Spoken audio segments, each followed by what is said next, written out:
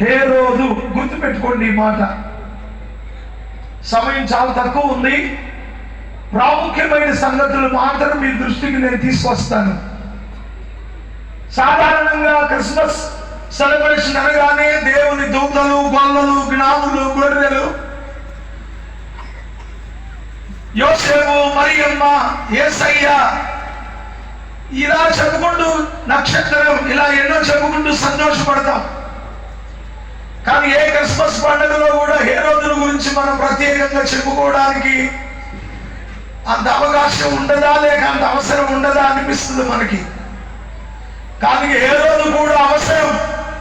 Christmas వేడుకల్లో హేరోదుల గురించి కూడా ప్రజలు తెలుసుకోవడం చాలా అవసరం అనేది దేవుడు నాకు అనుగ్రహించిన ఒక చిన్న ప్రత్యక్షత. అదే మీతో పంచుకునే ప్రయత్నం చేస్తున్నాను నేను.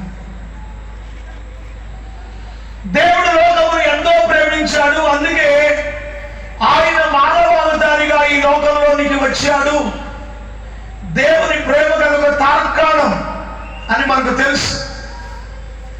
దేవుడు లోకాన్ని ప్రేమిస్తున్నాడు అంటే దీని తాత్పర్యం ఏంటంటే లోకంలో ఉన్న క్రైస్తవులను మాత్రమే ప్రేమిస్తున్నాడు అనేది కాదు, క్రైస్తవేతరులను కూడా ప్రేమిస్తున్నాడు. మహాకవి గురజాడ అప్పారావు గారు చెప్పారు, దేశమును ప్రేమించుమన్నా, మంచి అన్నది పెంచుమన్నా, వడ్డీ మాటలు గట్టి పెట్టోయ్, గట్టి మేలు తలపెట్టబోయ్. దేశం అంటే మట్టి కాదోయ్, దేశం అంటే మనుషులు అన్నాడు. దేశము అంటే పొలాలు, చెట్లు ఇవేవి కావు. మానవ జాతి, మానవ సమూహం. ఇందులో యేసు ప్రభువును ప్రేమించేవాళ్ళు, ఒక మాటలో చెప్పాలంటే సృష్టికర్తను ప్రేమించే వాళ్ళు ఉన్నారు, సృష్టికర్తను ద్వేషించే వాళ్ళు ఉన్నారు. ఇక్కడికి వచ్చిన వాళ్ళందరూ ప్రేమించే వాళ్ళు అంటే ఎందుకు కాదు, కాకపోతే ఎందుకు వస్తారని మీరు అనుకుంటారేమో. ఖచ్చితంగా చెప్తాను, అందరూ ప్రేమించే వాళ్ళు కాదు. ప్రసంగం చెప్పడం కూడా అర్థమైతే ఏం కాదు చెప్పింది నిజమైన సంగతి అప్పుడు అర్థమవుతుంది. సో దేవుడైతే అందరినీ ప్రేమిస్తున్నాడు. ఆ ప్రేమ ఎంతమంది అర్థం చేసుకోగలుగుతున్నారు? దేవుడు ఆయనను ప్రేమించే వారిని ప్రేమిస్తున్నాడు, ఆయనను ద్వేషించే వారిని ప్రేమిస్తున్నాడు. ద్వేషించే వారికి దేవుని ప్రేమ ఎలా అర్థమవుతుంది? అర్థమైతే క్రిస్మస్ పండుగ ఇక్కడ ఉన్న వాళ్ళే కాదు, ఇళ్లలో ఉన్న వాళ్ళు కూడా ఇక్కడికి వచ్చి జరుపుకునే రోజు ఒకటి వస్తుంది. స్తోత్రం చెప్పండి. అదే అసలైన దైవ చిత్తాన్ని మానవుడు గ్రహించే రోజు. దేవుడు మానవుడిగా ఈ లోకంలో కన్య గర్భాన జన్మించినప్పుడు ఈయన ఎక్కడ పుట్టాడు అంటే యూదయ దేశము బెత్లెహేములో పుట్టాడు. ఎప్పుడు పుట్టాడు అంటే అక్కడ రాయబడింది చరిత్రను బట్టి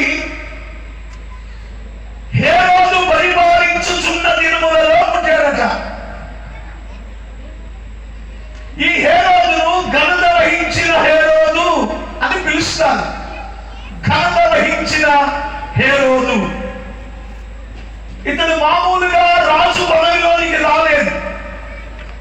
ఒక సామాన్యమైన ఉద్యోగిగా జీవిస్తూ తనకున్న పరమతిని, పలుకుబడిని ఉపయోగించుకొని రాజు స్థాయికి ఎదిగినటువంటి వాడు హేరోదు. ఇతడు ఒక మాటలో చెప్పాలంటే ఒక భయంకరమైన కిరాతకుడు. సుమారుగా తన కుటుంబంలో 3 హత్యలు చేసినటువంటి వాడు.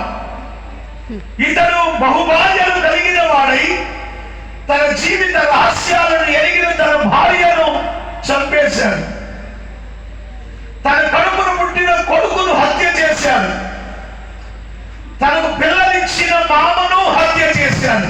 ఒక విధంగా చెప్పాలంటే ఇతను ఒక నరహంతకుడు. ఇతను ఒక వ్యభిచారి.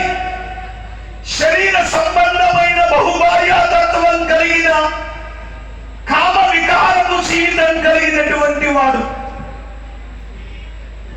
ఇతని కాలంలో ఎన్నో దుర్మార్గాలు,